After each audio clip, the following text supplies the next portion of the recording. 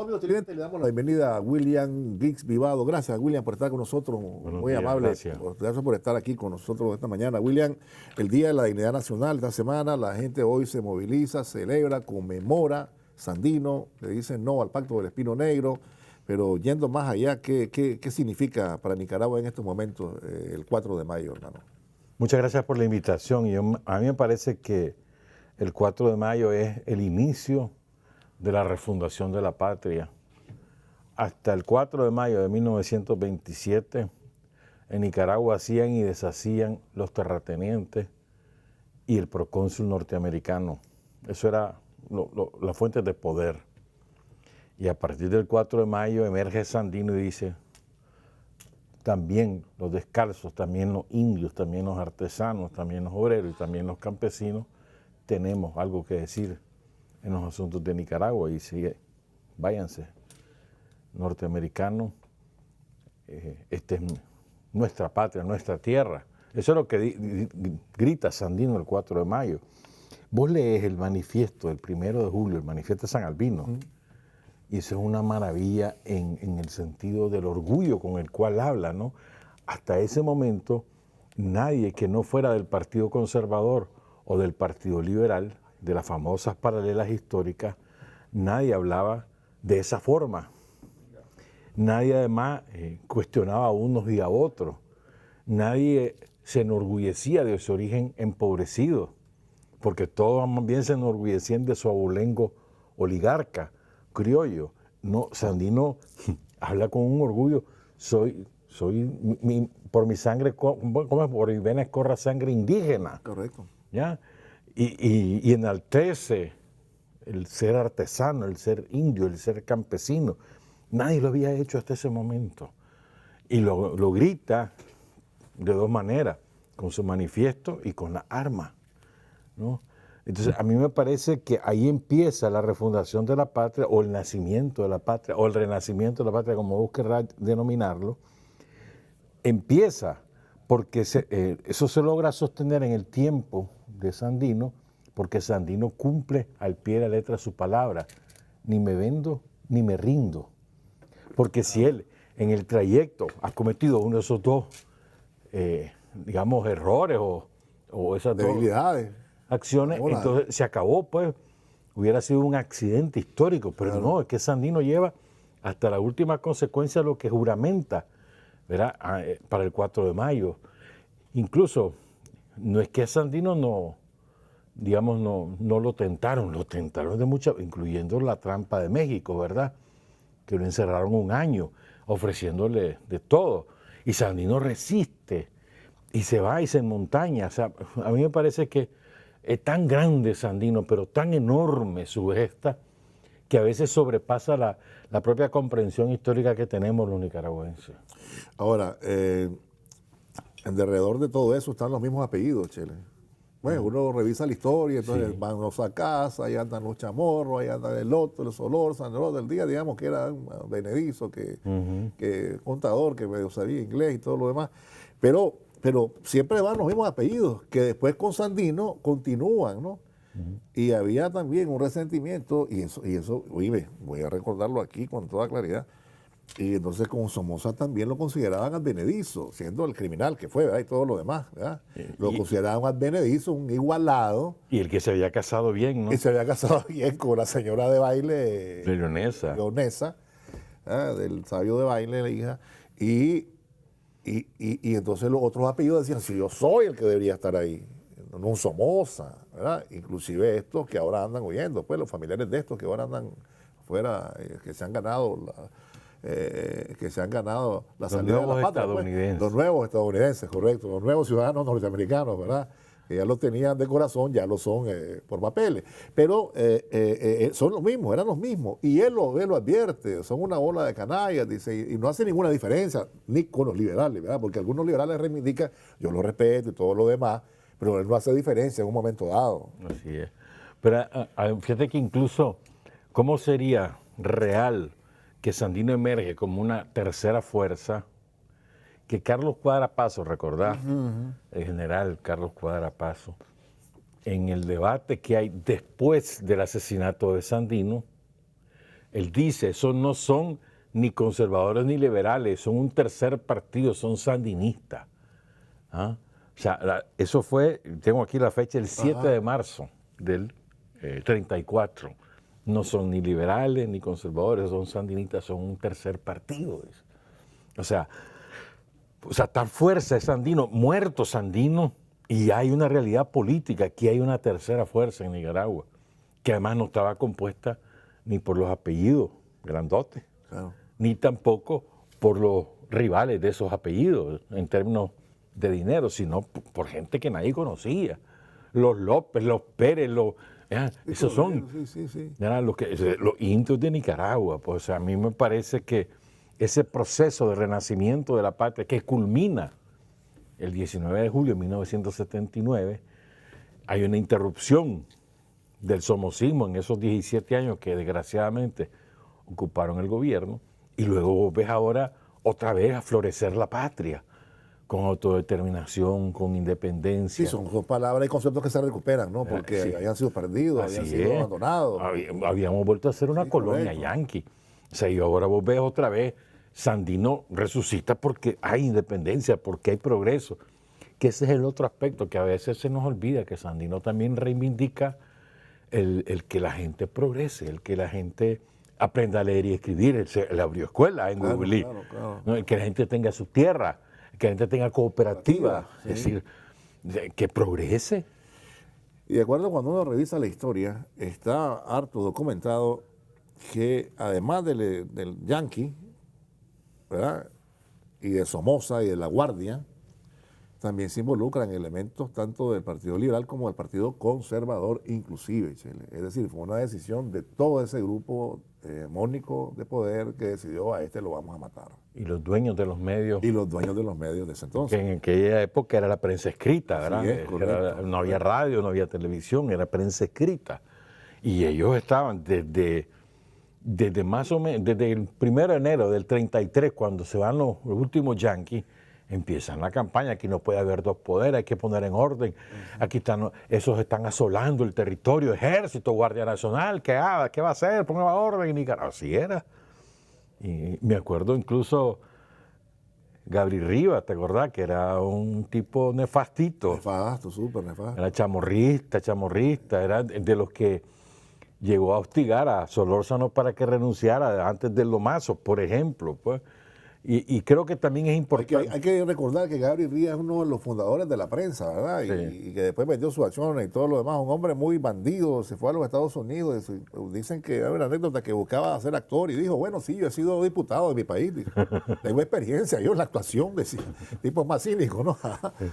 Fíjate que hay otro aspecto, me parece a mí también importante, y es los antecedentes del 4 de mayo. Es decir, el 4 de mayo, la decisión de Sandino de decir, hombre, hasta aquí ya basta con esto, con esta repartidera del territorio nacional y esta entrega a los yanquis.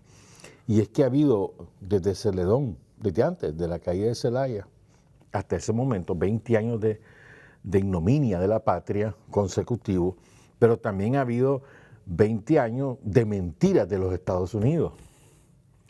Porque Estados Unidos, que se las daba de gran poder, que ya no nos íbamos a meter, que lo que queremos es que resuelvan políticamente las cosas, que no queremos andar mandando tropas. Y se compromete en el Congreso de Estados Unidos a hacer eso. Se congresa en el famoso Congreso Panamericano, ¿no? El antecedente de la OEA. Es decir, y a no volver a mandar tropas, a dedicarse a fomentar los arreglos políticos. Firma aquel famoso acuerdo. No firma, pues fomenta la firma entre los acuerdos entre los países centroamericanos en 1907 para que no vuelvan a reconocerse entre ellos golpes de Estado, ni revoluciones, ni que se invadan uno a los otros y se convierta en garante. Y miente a todo eso en el caso de Nicaragua, porque mete tropas yanquis contra Celedón, mete tropas yanquis más tarde con Chamorro, que para todo lo mandaba a llamar Emiliano Chamorro, mete tropas yanquis hasta 1925, aquí en Nicaragua, deja una Guardia Nacional porque además pone esa condición, es decir, hay toda una serie de condicionamientos políticos previos al 4 de mayo que van colmándole la paciencia a cualquiera que tenga un poquito de dignidad.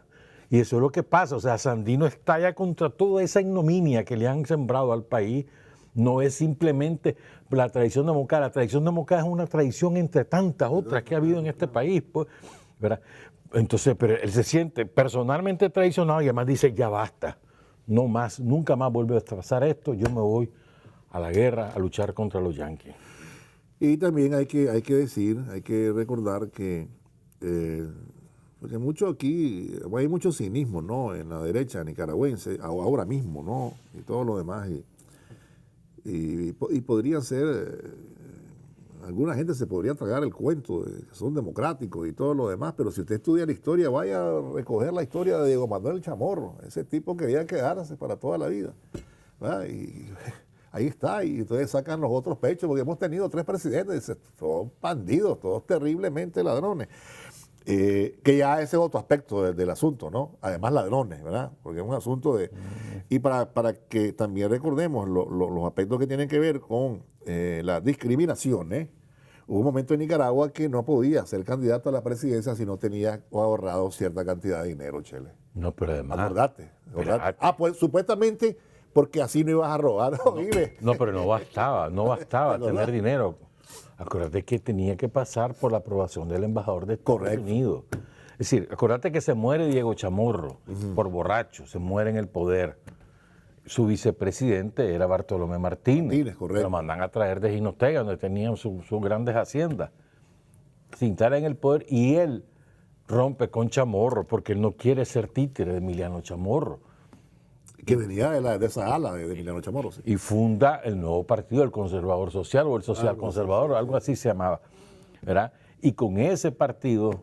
Porque esa fórmula fue la que decidió el gringo, porque había otra, ¿te acuerdas? No, espérame. Entonces él quería ser candidato a la presidencia en las elecciones del 25, ¿verdad? Con su nuevo partido. Y entonces viene el embajador yanqui, usted no, propóngame otro. Y entonces Bartolomé Martínez pone a Solórzano y hace la alianza con Sacasa, que eso es lo que termina de enfurecer a Emiliano Chamorro, ¿verdad? Porque ya van incorporados los liberales. Y recordemos que Sacasa había ido de rodillas a Washington a pedirle permiso a Estados Unidos que lo rehabilitara, porque él venía del celayismo y que no, pues que mira, yo ya no, pues ya no soy anti-yanqui, yo desde 1920. Entonces lo aprueban. Pero a Bartolomé Martínez no lo aprueban a Solórzano y a Sacasa. Emiliano Chamorro está armado. A Solórzano le ponen la condición, vale, usted puede ser candidato, pero usted me aprueba a la Guardia Nacional, la Constabularia. La Constabularia era así. Y así fue. Sí. Y entonces, vale pues, entonces, y se retiran los yanquis en agosto del 26, del 25, perdón, para regresar al año siguiente, sí, ¿verdad? Claro. Es decir, lo que quiero decir es que sin el permiso del embajador gringo tampoco podían ser candidatos. Claro. Y esto tiene un valor histórico, pero además tiene un valor actual. Yo quisiera insistir en eso, ¿verdad? Y estos aspectos históricos son relevantes porque es lo porque mucha gente quisiera que ocurriera eso, pues, que el gringo venga y dice, vos sos, como ocurrió en el 90. Eso iba a decirte. Sí. La señora es esta, dijo. Quería ser Enrique Bolaño. No, quería ser Bolaño, quería ser Virgilio Godoy. Sí, correcto. Agustín Jarquín. No, esta es, punto, se acabó. Y no hubo, oíme, todo el mundo, así fue, pues. Todo el mundo se sometió. Para que sepan. Igual andaban todos estos que querían ser candidatos, estos pobres, ¿cómo les dijo? A los pobres diablos les dijo a locura el comandante, pero también estos son pobres diablos, que andan pensando cosas. Que querían ser candidatos, andaban congraciándose con el gringo para ver cuál decía. Y todo el mundo, ¿qué es lo que decía? Entre ellos mismos. El gringo no va a escoger si no es un chamorro. El gringo no va a escoger si no es... Oye, qué penoso. Vamos a irnos a la pausa. Chele, qué penosa esta gente. Vamos a la pausa. Claro, interesante toda la historia que ha ocurrido, ¿verdad? Pero revierte una importancia actual justamente porque Nicaragua sigue luchando, ¿no? Sigue luchando por su autodeterminación, por su soberanía. Y no es tarea fácil, Chile, ¿no? Porque lo más sencillo, como hicieron los otros gobiernos, era someterse a lo que dice el yanqui, pues, ¿verdad? Y eso ocurrió durante los 17 años. Te quería recordar algunos otros antecedentes, Alberto. Uno de ellos, para mí, ayer lo platicaba con una amiga, y a mí me parece que, o sea, no sé por qué razón, perdón, lo hemos perdido. en la historia, sobre todo me refiero a Chinandega, porque el 7 de febrero de 1927, antes que Sandino le diga a los yanquis, váyanse de aquí, dos aviones de la naciente Fuerza Aérea Somocista, dos aviones bimotores que en la época eran como tener ahora un Boeing, ¿no? Los envía Adolfo Díaz a Chinandega a bombardear Chinandega. Y con los mandos conservadores en la ciudad que estaban defendiendo la plaza en nombre de Adolfo Díaz, que le pegan fuego a las cuadras circunvencinas al cuartel central y los aviones empiezan a bombardear. Es la primera vez, no es Ocotal, es Chinandega, el 7 de febrero de 1927. Y es tanto la destrucción, Chinandega queda reducida a ceniza, que le llamó la prensa de la época la ciudad mártir. Y así se conoció durante décadas la ciudad mártir, Chinandega. Claro, después vino Somoza y hizo martirologio en todas las ciudades, ¿verdad? Sí, Lima, Saya, Chinandega, Managua, etc. Pero lo que quiero decir es que eso no lo podemos olvidar. De la época, la prensa, los diarios de la época, claro, dijeron que habían muerto 300 personas en Chinandega. ¿Cuánta población habría ahí? No lo sé, pero en Managua habían 50,000 más o menos. O sea que en Chinandega habrían 10,000, 300 de 10,000, hermano. Esa es una cantidad enorme, pues, proporcionalmente hablando, ¿verdad? Pero además el hambre, porque ahí no entraba comida, porque estaba rodeada. Después que la aviación bombardea, los liberales huyen, unos mueren y otros huyen. Esa ciudad queda rodeada por los marinos yanquis y no dejaban entrar ni salir a nadie hasta como 11 días después. Esos 11 días fueron sin agua y sin comida para la gente. Una cosa terrible. Eso ocurre antes del 4 de mayo. Y todos esos son antecedentes que va sumando Sandino, que van colmando la paciencia, llenando ese trago de amargura contra esa barbarie que se está cometiendo contra el pueblo de Nicaragua. A mí me parece que este es un antecedente importante. El otro, que se lo cita Gregorio Seltzer, en la cronología de las intervenciones imperialistas en América Latina. Son 4 tomos. Una amiga me los regaló, por cierto. Entonces, allí Seltzer cita que la primera vez que Sandino aparece en la prensa internacional es el 28 de marzo de 1927, citado por La Nación de Argentina, que dice que hay un general, el general Augusto Sandino, que lucha contra un general Reyes, conservador. No, creo que ahí equivocaron seguramente el apellido, pues, porque no recuerdan ningún conservador en esa guerra de apellido Reyes, pero puede ser, no lo he encontrado. Pues. El caso es que la primera vez que aparece Sandino es el 28 de marzo de 1927 en un diario argentino. Ese era otro antecedente que te quería comentar. Y el tercero, bueno, el tercero y el cuarto. Recordaba a Julio Antonio Mella, ¿no? El gran líder comunista de Cuba, fundador del Partido Comunista de Cuba, asesinado después en Cuba. Y además él es uno de los grandes promotores de la Liga Antiimperialista de América Latina, que fue tan importante en gestionar la solidaridad con Sandino en los años de la guerra nacional, de la guerra antiintervencionista. Y Julio Antonio Mella es el que comienza a sacar el nombre de Sandino en esa liga. Después lo matan a Mella. Por cierto, tiene una frase de Mella contra el APRA. ¿Te acordás del APRA? El Partido del Perú. Sí, correcto. Víctor Aya de la Torre. Entonces, él quería acaparar. Habla mucho Vargas Llosa de eso en sus primeros Entonces, él decía, él tenía esta frase, que el APRA es Asociación para Revolucionarios Arrepentidos. Entonces, es tan actual esto. Sí, claro. ¿Verdad? Claro. Aquí hay un montón de apristas. La Asociación para Revolucionarios Arrepentidos. Pero bueno, Mella, tenemos que recordar desde entonces, ¿no? Hay un vínculo ahí entre los revolucionarios cubanos y Nicaragua, pues.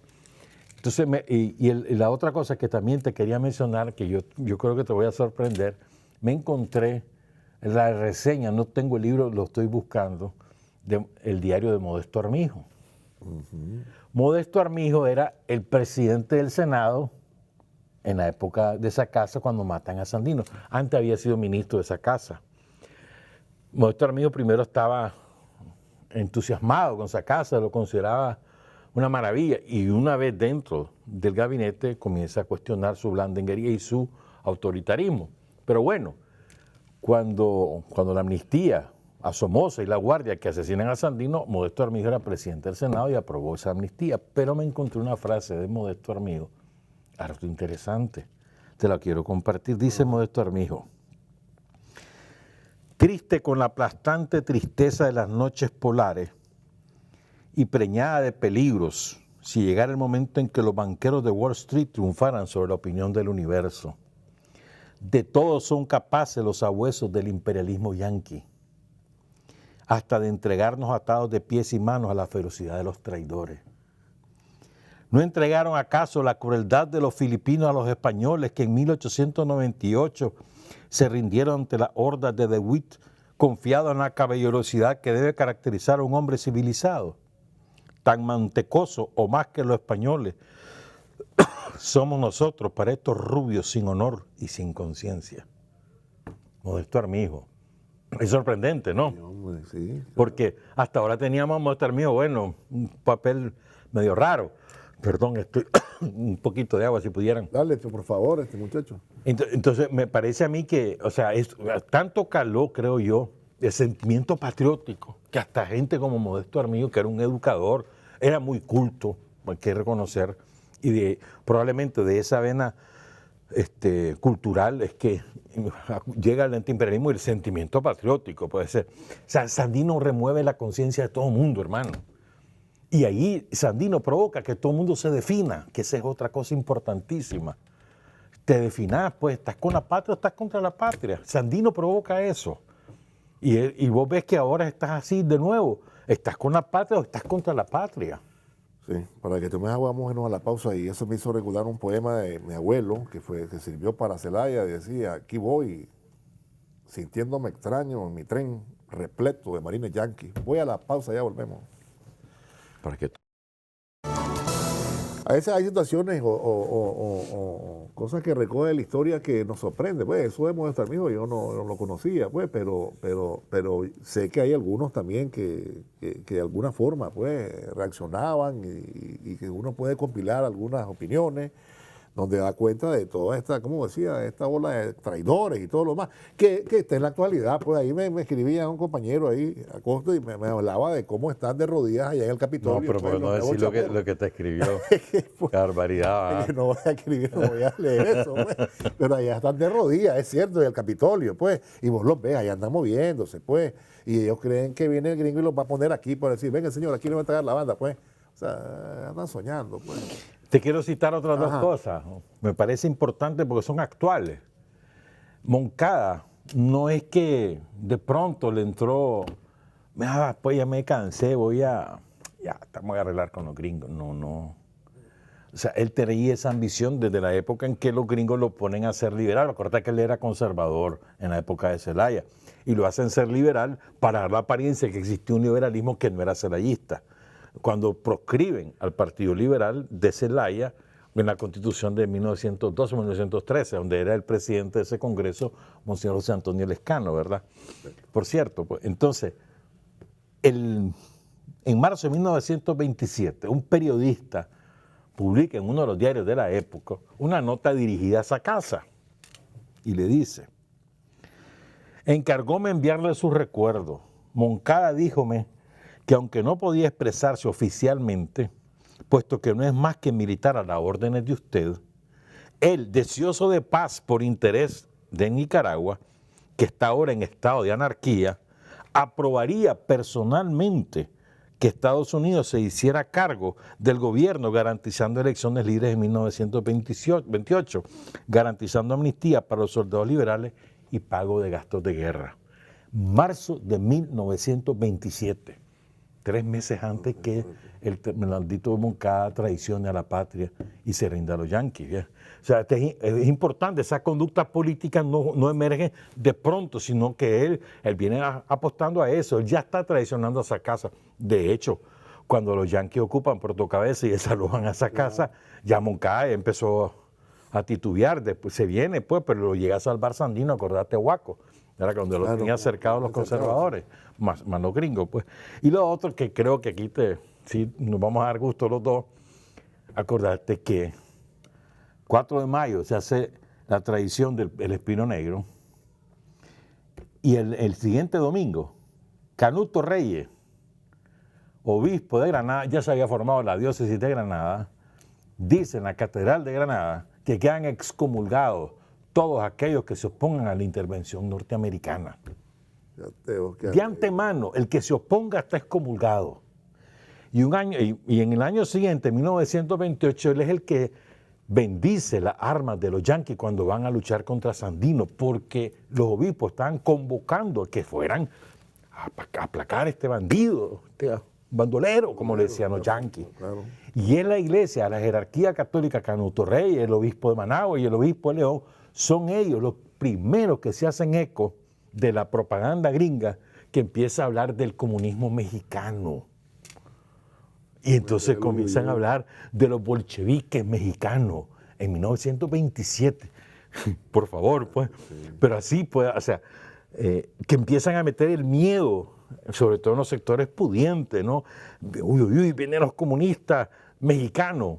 Y cualquier cosa había en México menos comunista. Y claro, ya estaba la guerra cristera, ¿verdad? Etcétera. Pues, pero lo que quiero referir es que la Iglesia Católica era tan vendida, ha sido tan vendida a lo largo de la historia, tan antipatriota, la jerarquía católica, perdón, a lo largo de toda la historia, que en ese momento excomulgan a los que luchan contra los que oprimen la patria, los que subyugan la patria, y también bendicen armas contra los patriotas, que me parece muy importante. Pues. Y no sé, si uno reflexiona, puchica, Sandino invierte su dinero para defender la patria. ¿Dónde has visto eso? ¿Cuándo has visto que alguien... Si todo el mundo lo que hace es andar buscando reales y sacar reales. Te metes a la guerra para sacar, para robar. Sí, eso era la costumbre de la época de Sandino. No estaba hablando de los gastos de guerra, Bocada, pues después los reales, después la finca y no sé cuánto y todo lo demás. Sandino pasa trabajando entre 1917 y 1925 y acumula $5,000 de la época. Eso era una fortuna. Claro, claro. Y entonces le agarra $3,000 y dice, hombre, yo voy a ir a comprar armas. Se vino a Managua, pasó por León y después se fue a San Albino, que lo contratan de contador. Pero en el trayecto él va viendo. Y allá en Honduras tiene la posibilidad de comprar al otro lado las armas. Y así empieza la lucha. Él poniendo los reales para luchar por la patria. Y él mismo dice, yo no quiero ser presidente. Claro. Yo lo que quiero es que los yanquis se vayan. Que nos dejen a nosotros los nicaragüenses decidir. Pero además dice también, ni liberales ni conservadores. Aquí está el pueblo organizado. Y él lo demuestra además. Tiene un ejército. O sea, no llegó a tener 6,000 hombres sobre las armas en Nicaragua. Nunca antes. Bueno, en ese entonces era por favor. un ejército considerable. Sí, pero y además, de puros indios. Claro, claro. Algunos que eran finqueros, ¿no?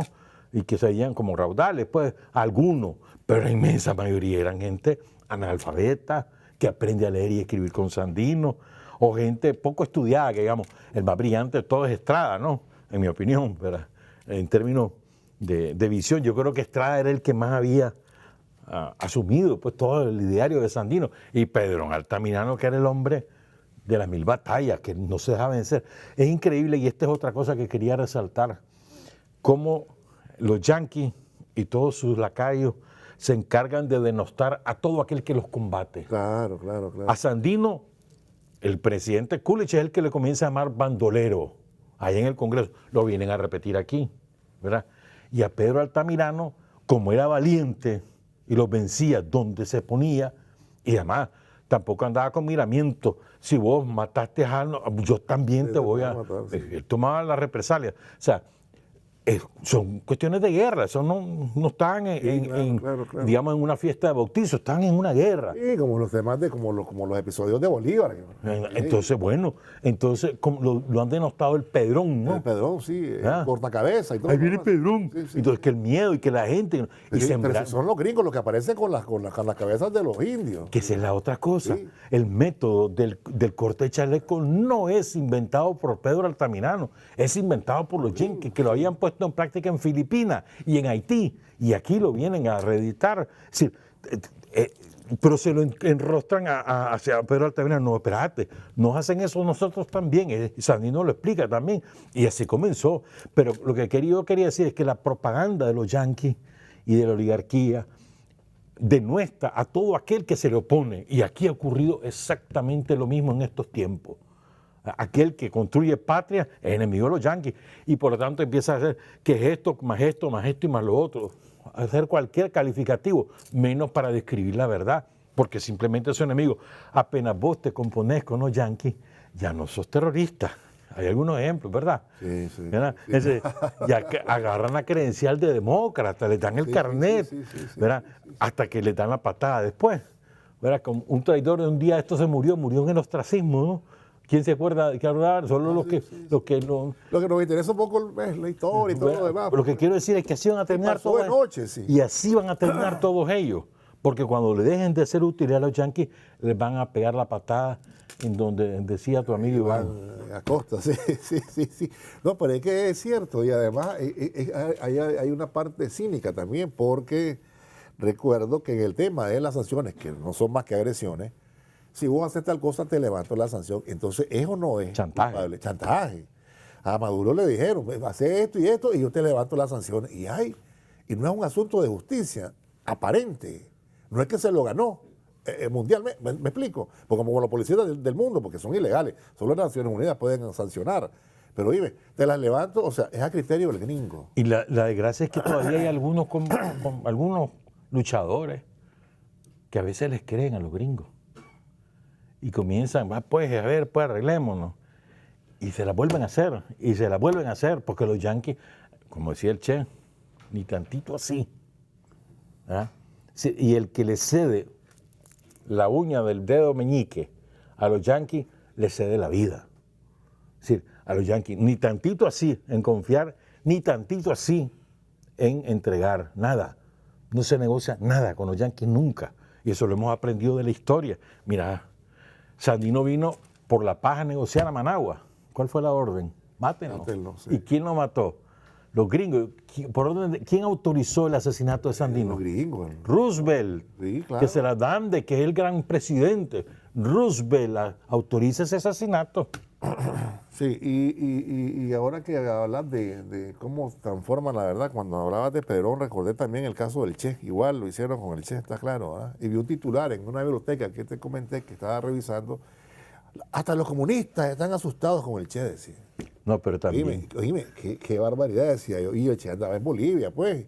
¿Ya? Y cuando ellos pierden la batalla, en términos ideológicos, de propaganda, lo que hacen es entonces comercializarlo, lo que han hecho con el Che. Lo estandarizan, ahora está por todos lados, sí. Y lo castran, le quitan todo su contenido ideológico. Y lo quisieron hacer con Sandino en los años del somocismo del 90. Sí. Lo quisieron hacer como algo folclórico, ¿no? Es decir, como algo extemporáneo, pero además que no era actual, pues. Entonces, folclórico. Yo también soy sandinista, me acuerdo que con uno de esos personajes hasta fue a inaugurar un monumento. Sí.